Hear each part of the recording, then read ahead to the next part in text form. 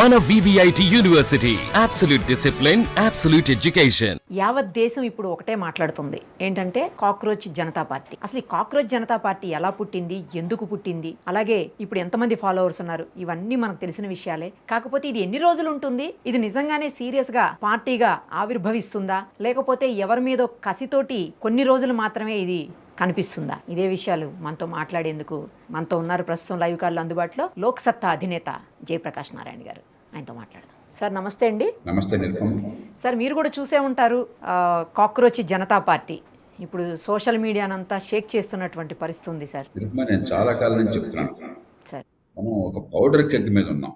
సమాజంలో ఆశలేమో ఆధునిక యుగంలో ఈ టెలివిజన్ 24 hours ఉండటం చేత, మొబైల్ ఫోన్స్, మిగతా ఈ సోషల్ మీడియా ఉండటం చేత ఆశలేమో ఆకాశాన్ని అంటుతున్నాయి, అవకాశాలేమో అందరికీ అందట్లా. ఎందుకంటే ఆర్థిక ప్రగతి జరుగుతుంది, ఇంకా పెంచాలి, కానీ జరిగే ప్రగతి ఫలితాలు ఎక్కువ మందికి సరిగ్గా అందట్లా. దాంతో కసి పేరుకుంటాం. అందుకనే ఇంక్లూజివ్ గ్రోత్ కావాలి అంటే, సమాజంలో సంపద సృష్టిలో అందరినీ భాగస్వాములు చేయకపోతే అటు రాజకీయ అస్థిరత వస్తుంది.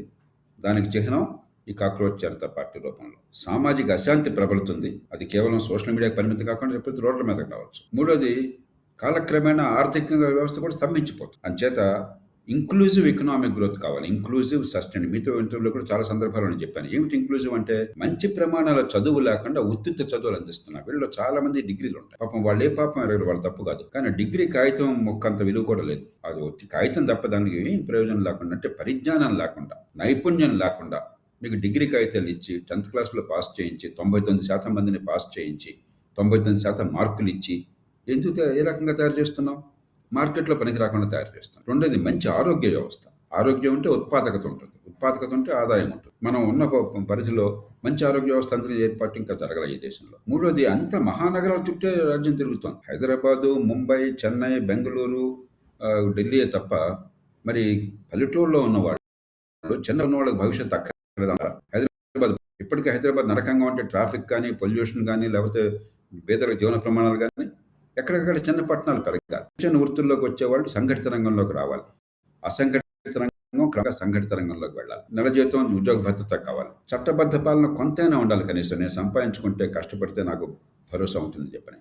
అర్బన్ హౌసింగ్ కావాలి, పట్టణ ప్రాంతాల్లో ఇళ్ల నిర్మాణం కావాలి. ఇవన్నీ కావాలంటే ఇందాక చర్చించుకున్న వేరే ఇంటర్వ్యూలో ఆర్థిక క్రమశిక్షణ కావాలి, వనరులను సద్వినియోగం చేయాలి. జీడీపీ పెరగడం అవసరం, దానిలో అనుమానం లేదు. మనకేమవుతుంది, దేశంలో 2 రకాల రాజకీయం నడుస్తుంది. జాతీయ స్థాయిలో అధికారంలో ఉన్న పార్టీ, మరికొన్ని పార్టీలేమో జీడీపీ పెరగాల, మంచిది. నేను పూర్తిగా దానికి అనుకోను. జీడీపీ పెరగకుండా దేశం సర్వనాశనం అవుతుంది. కానీ ఈ పెరిగే జీడీపీ ఫలితాలు అందరికీ అందాలంటే ఇంక్లూజివ్ గ్రోత్ కావాలనే విషయంలో చర్చ జరగట్లా. సరే, ప్రతిపక్షాలు ఏమిటి, అన్ని ఉచితంగా ఇవ్వాలా, ప్రజల్లో కష్టం ఉంది కాబట్టి. అంతేగాని జీడీపీ పెరగాలనుకోవట్లా. 2 పక్కలా కూడా తప్పులు చేస్తున్నారు. ప్రతిపక్షంలో ఉన్న వాళ్ళు ఆర్థిక ప్రగతి కావాలి, ప్రగతి ఫలాలు అందరికీ అందే వ్యవస్థ కావాలి, ఉత్పాదకత పెరగాలి, సంపాదించే నైపుణ్యం అందరికీ రావాలని చెప్పిన వాళ్ళు పోరాడాలి. అధికారంలో ఉన్నవాళ్ళు జీడీపీ పెరగడం మంచిదే, అది చాలదు, ప్రజల్లో ముఖ్యంగా యువతలో అశాంతి ఉన్నది, వాళ్ళ నైపుణ్యాన్ని పెంచి సంపాదించే శక్తినిచ్చి ఈ ప్రగతి ఫలాలు వాళ్ళకి అందే ఏర్పాటు చేయాలని చెప్పిన అక్కడి నుంచి కావాలి. ఆ రకంగా దారితీస్తే సంతోషం. అలా కాకపోయినట్లయితే ఇది కాలక్రమేణా మరి రోడ్ల మీద ప్రదర్శనలకి, హింసకి దారితీయచ్చు. పెద్ద పార్టీగా నిలబడుతుందని నేను అనుకోవట్లేదు. చేతంటే సంక్లిష్టమైనటువంటి సమాజంలో, ఇన్ని రాష్ట్రాలు, ఇన్ని వర్గాలు ఉన్న సమాజంలో ఇది పెద్దగా ప్రభావం దేశం అంతా చూపెట్టదు. కానీ అశాంతికి వెళ్లే ప్రమాదం. రాజకీయ పార్టీలు దీన్ని సరిగ్గా స్పందించకపోతే, నిర్మాణాత్మకంగా స్పందించకపోతే, దీన్ని అశ్రద్ధ చేస్తే యువతలో నిజమైన అశాంతి ఉన్నది.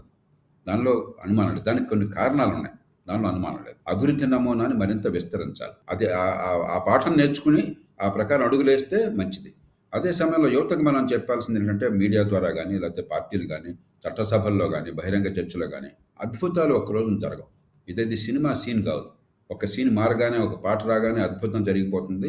ఇప్పటిదాకా కటిక దారిద్ర్యం ఉంటే రేపు పొద్దున ఇప్పుడు కృష్ణుడు కుచోళ్ళుడికి ఎలా అనగానే కుచోళ్ళు సంపన్నుడు అయిపోయాడు. అలా జరగదు లైఫ్లో. ఎప్పుడు పునాదులు గట్టిగా ఉండాలి, మనం కష్టపడాలి. కానీ దీర్ఘకాలంలో కష్టపడితే భవిష్యత్తు బాగుంటుందని విశ్వాసం కలిగే రోడ్ మ్యాప్ని మనం కోరాలి. కానీ ఒక మ్యాజిక్ మిరకిల్స్ని కోరితే ప్రమాదం అవుతుంది. కాబట్టి నాయకత్వాలు ప్రతిపక్షాల్లో ఉన్న, అధికార పార్టీల్లో ఉన్న, లేకపోతే మీడియాలో ఉన్న, మేధా సంపత్తి ఉన్న వాళ్ళైనా కూడా నిజాయితీగా చెప్పాలి. సంపద సృష్టి కావాలి, అది కావాలంటే నైపుణ్యం కావాలి, అది కావాలంటే పెట్టుబడులు కావాలి, మౌలిక సదుపాయాలు కావాలి, కష్టపడే తత్వం కావాలి, దాని నుంచి సంపద రావాలి, పొదుపుతనం కావాలి. అంతేగాని మిరకిల్స్ రావు. అంటే ఇంక్లూజివ్ గ్రోత్, కొంచెం పేషెన్స్ ఉండేట్టుగా ఒక రోడ్ మ్యాప్ చూపెట్టి ఆశ చల్లారిపోకుండా ఒక ఒక మార్గం చూపెడితే ఖచ్చితంగా ప్రజలు దాన్ని అందుకుంటారు. ఈ దేశంలో ఆర్థిక వ్యవస్థను మరింత బలోపేతం చేసిన వాళ్ళు అవుతాం. ఈ పార్టీలో గనక సభ్యత్వం తీసుకోవాలంటేనంట సార్ వాళ్ళకి నిరుద్యోగులై ఉండాలంట, అలాగే సోమరిపోతులై ఉండాలి అంట, అలాగే సోషల్ మీడియాకి ఆల్వేస్ కనెక్ట్ అయ్యి అతుక్కొని ఉండాలంట, ఇంకేమో ఈ వ్యవస్థ మీద క్వశ్చన్ చేసేటువంటి సామర్థ్యము నైపుణ్యత చాలా ఎక్కువ ఉండాలంట. ఇవన్నీ అర్హతలు పెట్టారు. అంటే వాళ్ళు ఏం ఆలోచిస్తుంటే ఇలాంటి అర్హతలు పెట్టాల్సి వచ్చింది సార్ అసలు? తేలిక ఇప్పుడు వ్యంగ్యంతో ఈ పార్టీ పేరుతో పెట్టారు. బేసిక్ ఏంటంటే మన మనసులో ఉన్న ఆర్తికి ఒక స్వరూపాన్ని ఇవ్వడానికి, కొంచెం పాపులరైజ్ చేయడానికి ఇవి రకరకాల ఆకర్షణ పద్ధతి. దీనిలో వ్యంగ్యం ఎక్కువ ఉన్నది, పెద్ద ఎజెండా లేదు. ఎందుకంటే ఉదాహరణ కూడా ఏదో అన్నారు కదా, పాయింట్ ఎజెండా ఉంది సార్. పెట్టారు. ఎజెండాలో పెట్టిన ఏంటో తెలుసా సార్? 50% లేడీస్కి రిజర్వేషన్ అట. తర్వాత ఎవరైనా సరే పార్టీ మారినటువంటి నేతలు ఎవరన్నా ఉంటే, అంటే అది ఎమ్మెల్యేలు కావచ్చు, ఎంపీలు కావచ్చు, వాళ్ళని 20 సంవత్సరాల పాటు మళ్ళీ ఎలక్షన్స్లో రాకుండా బ్యాన్ చేస్తారంట. ఎవరిదైనా ఒక్క నిజమైన ఓటు మిస్ అయిపోయినా సరే ఎలక్షన్ కమిషన్ని క్వశ్చన్ చేయటమే కాకుండా వాళ్ళని కోర్టులో వాళ్ళని చేస్తారంట. సో ఇట్లా కొన్ని పెట్టినవి అన్నీ అంటే అవి కొంచెం బాగా అనిపించాయి సార్. న్యాయమూర్తులుగా అసలు ఎట్టి పరిస్థితుల్లోనూ అంటే ఇవన్నీ సమస్య సంక్షోభం ఎలాంటిది, ఈ ఎజెండాల అంశాలు ఎంత స్వల్పమైనవి అంటే ఇది వ్యంగ్యం విధుల్లో ఉంది, పరిపక్వత లేదు. ప్రజల్లో ఉన్న ఆర్తికి ఒక రూపం ఇచ్చే ప్రయత్నం చేస్తున్నారు తప్పితే దీన్ని పెద్ద ఎజెండాగా సీరియస్గా ఎవరు తీసుకోరు. కానీ ప్రజల ఆర్తి సీరియస్. యువతలో ఉన్న ఇంతమంది ఆర్తి ఫాలోవర్స్ అసలు మా నార్మల్ పార్టీస్ని మించిన ఫాలోవర్స్ ఎట్లా సార్? ఎందుకు అలా? ఇది నిజంగా మన దేశంలోని వాళ్ళు లేదా ఇతర దేశాల వాళ్ళు ఎవరన్నా అది నేను పెంచి చెప్పలేను పోషించి రకరకాలుగా. మనకున్నటువంటి పార్టీలని లేదంటే మన దగ్గర ఉన్నటువంటి ప్రభుత్వాలను ఏమన్నా అది చేయడం కోసం చేస్తున్నారా అనేది ఒక డౌట్ అందరిలో రేజ్ అవుతా ఉంది సార్. కొంతమంది అచ్చొచ్చి పెడుతున్నారు, నాకు ఆ సంగతి ఆ. తెలియదు కాబట్టి నేను అనుకున్నాను. అది ఒకవేళ ఉందనుకున్నా కూడా ఖచ్చితంగా చాలామంది యువతలో మన దేశంలో ఆశలు చాలా ఎక్కువ అని, అనుభవం తక్కువ ఉందన్నమాట వాస్తవం. దాన్ని మనం గుర్తించాలి. ఇతర దేశాలు ఏమవుతుందో దానికి ఏదో భద్రతా దళాలు చూసుకుంటాయి, ఇంటెలిజెన్స్ వ్యవహారాలు చూసుకుంటుంది, ఏదో తంటలు పడతారు. కానీ అలాగని దీన్ని కప్పేస్తే లాభం లేదు. నిజంగా ఈ దేశంలో నిరుద్యోగ యువతలో ఆర్తి ఉన్నది. నిరుద్యోగం ఉండటానికి కారణం తప్పు వాళ్ళది కాదు, నైపుణ్యం లేని పనికిమాలని విద్యను అందించాం మన వాస్తవం అది. అలాగే పార్టీలు ఏం చేస్తున్నాయి, భ్రమల్లోకి నెడుతున్నారు ప్రజలు. తెలంగాణలో మన ఎన్నికల్లో ఏం ప్రచారం చేశారు, జాబ్ క్యాలెండర్ పెట్టి బిడ్డ అందరికీ గవర్నమెంట్ ఉద్యోగాలు ఇస్తాను. ఎంతకంటే అబద్ధం ఏమన్నా ఉందా? ఎంత మోసం అది? గవర్నమెంట్ ఎంతమందికి ఉద్యోగాలు ఇస్తుంది? ఆంధ్రప్రదేశ్లో ఏమి ఇచ్చారు చంద్రబాబు నాయుడు గారు, మేము మెగా డిఎస్సి పెట్టి మీ అందరి ప్రభుత్వం ఉద్ధరిస్తామని చెప్పన్నారు. అదే ప్రభుత్వంలో ఉద్యోగాలు ఖాళీలన్నీ భర్తీ చేసినా కూడా 100 మందికి ఒక్క ఉద్యోగం ప్రభుత్వంలో వస్తుంది, మిగతా 99 మంది ఏమవుతారు? ఈ మాట చెప్తున్నారా నిజాయితీగా? కాబట్టి మనం గతంలో చేసిన పాపాల పర్యవసానం అనుభవించాల్సి వస్తుంది. రాజకీయ పార్టీలు ఈ పూట ఓటే పరమాత్మగా భావించి దీర్ఘకాల అభివృద్ధి, నైపుణ్యాన్ని పెంచడం, పెట్టుబడులు ప్రోత్సహించే వాతావరణాన్ని ఇవ్వటం, కొంతైనా అవినీతిని తగ్గించి మరి పారిశ్రామికీకరణకి, ఈ కంపెనీల ఏర్పాటుకి దోహదం చేయటం, మరి డబ్బు సంపాదించుకుంటే నిజాయితీగా నా డబ్బులు నాకుంటే నమ్మకాన్ని కలిగించడం, మౌలిక సదుపాయాలను బాగు చేసి జీవన ప్రమాణాలు పెంచడం, ఈ పనులు ఎక్కడ చేస్తున్నారా? చేయట్లా. విద్య ఎంత చండాలంగా ఉంది.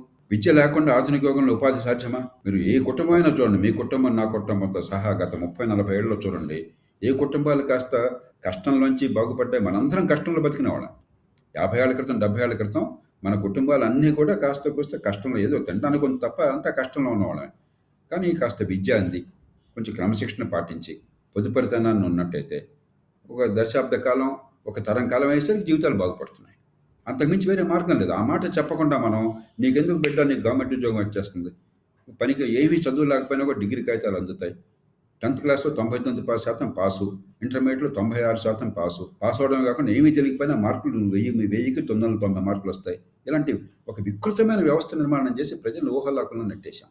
దాని పర్యవసానం ఇది. కాబట్టి ఇప్పుడు ఈ ఇష్యూ ఏంటంటే, నిజాయితీగా ఇంక్లూజివ్ గ్రోత్ కోసం మంచి నైపుణ్యం వచ్చే విద్య అందించడం ఎట్లాగా, ఉపాధి కలిగించేందుకు లేబర్ ఇంటెన్సివ్ ఇండస్ట్రీ రావటం ఎట్లాగా, దాన్ని రాకుండా తగలబెట్టాం. ఉదాహరణకు చిన్న ఉదాహరణ చెప్తాను మీకు. చైనా మనకంటే చాలా సంపన్న దేశం, మనకంటే 5 రెట్లు తలసరి ఆదాయం మన దేశం. అందరికీ అనుమానం లేదు దానిలో. నేనేమి మన అవమానించాలని చెప్పట్లా, వాస్తవాలుగా తీసుకోవాలి. మన దేశం అంటే మనకు గర్వం ఉంది, గౌరవం ఉంది. కానీ అబద్ధాలు చెప్పుకుంటే లాభం లేదు కదా. చైనా మనం కూడా ఒకే ప్రమాణంలో కాటన్ ఉత్పత్తి చేస్తాం. ప్రతి ఉత్పత్తి చైనా ఎంతో మన కూడా అంతే. కానీ చైనా ప్రపంచం మొత్తానికి $320 బిలియన్ ఈ కాటన్ దుస్తుల్ని, ఈ టెక్స్టైల్ని ఎగుమతి చేస్తోంది. భారతదేశం $40 బిలియన్ ఎగుమతి చేస్తోంది. మన దేశంలో పని లేక ఉన్న వాళ్ళు ఎక్కువ మంది ఉన్నారు, అసంఘటిత రంగంలో ఎక్కువ మంది ఉన్నారు. కాబట్టి మనం ఎక్కువ మందికి ఉపాధి ఇవ్వాల్సింది. చైనాలో అసలు మనుషులు లేరు, వాళ్ళకి లేబర్ షార్టేజ్ ఉంది. అయినా కూడా వాళ్ళు $320 బిలియన్ ఈ లేబర్ ఇంటెన్సివ్ ఇండస్ట్రీలు చేసి ఉపాధి కలిగించగలిగారు. మన దేశంలో రకరకాల చట్టాలు, రకరకాల మూర్ఖత్వాలు పెట్టుకుని ఉపాధి లేకుండా చేశాం. అసలు కార్మికుల్ని పెంచితే ఆ ఉద్యోగం ఇచ్చిన వాడు పాపన్నట్టుగా చూసాం మనం. లేబర్ లాస్ కానీ, లేకపోతే రెస్ట్రిక్షన్స్ కానీ, కంట్రోల్స్ కానీ. ఇది ఒక చిన్న ఉదాహరణ. ఈ $325 బిలియన్ చైనాలాగా మనం చేసినట్టయితే కొన్ని కోట్ల మందికి ఈ రంగంలో ఉపాధి వచ్చింది. ఇలా ఎన్నో రంగాల్లో మనం చాలా తప్పులు చేశాం. ఇప్పుడు సవరించుకోవాలి. ఇది మ్యాజిక్ కాదు, ఒక బటన్ నొక్కితే మారేది కాదు, టైం పడుతుంది. కానీ ఈ యువతకి ఒక నమ్మదగ్గ రోడ్ మ్యాప్ కనిపించాలి. ఒక్కరోజు మెరికలు జరిగితే భ్రమలు కలిగించడం కంటే ఒక నమ్మదగ్గ రోడ్ మ్యాప్ కల్పించి గతంలో తప్పులు చేసిన, గత 50-60 ఏళ్ళుగా చేసిన తప్పుల్ని ఇవాళ విధానాల్లో సవరించాలి. Thank you sir, thank you so much.